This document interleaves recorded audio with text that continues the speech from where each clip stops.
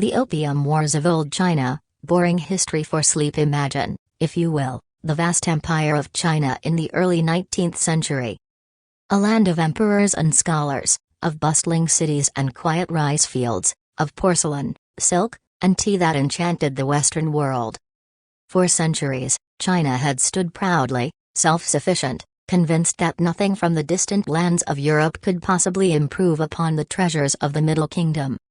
Tea, silk, porcelain, now these were the wonders of the Chinese Empire, goods so exquisite that Europe could not resist them.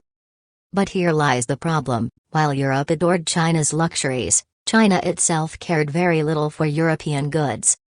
And so, the trade was unbalanced, lopsided in favor of the Qing Dynasty. Silver flowed steadily into China, enriching its coffers, while Europe bled wealth for its insatiable thirst for tea. Now imagine Britain, rising as the world's industrial giant. Coal-powered engines roared, textile factories spun endlessly, and ships sailed farther than ever before. But even this growing empire could not sustain the endless drain of silver flowing into China. The British needed anything that the Chinese people would want as desperately as Europeans craved tea. And in this search, they found a dark and powerful answer: opium. Opium, that sticky, potent sap derived from the poppy plant, had long been known to the world. In small doses, it soothed pain and calmed the mind. In larger ones, it enslaved both body and spirit. Britain's East India Company had access to vast fields of opium in India, and it soon realized that this product could turn the tables of trade. At first, it was smuggled quietly into China, sold in hidden markets, traded by cunning merchants who whispered of its pleasures. And slowly, almost invisibly, addiction began to spread. The Chinese government saw the danger. Officials warned that this foreign drug was not merely draining silver out of the empire but also draining the very lifeblood of its people. Families collapsed under the weight of addiction, soldiers abandoned discipline, and scholars lost themselves in clouds of smoke.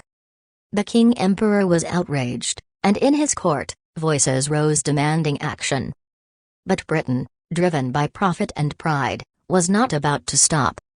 And so, the stage was set to a clash not merely of armies, but of civilizations. But let us not rush. Let us slow down and breathe in the rhythm of this history.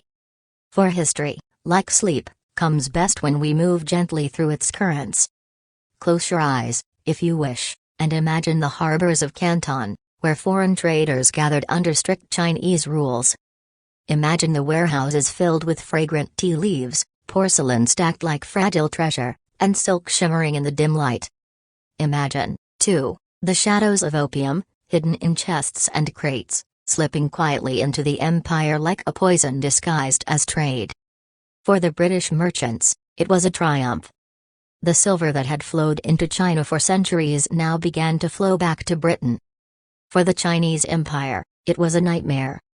The more they tried to resist, the more the opium trade spread. And soon, this conflict would ignite into something far larger, something that history would call the Opium Wars. The Opium Wars were not just wars about drugs or trade.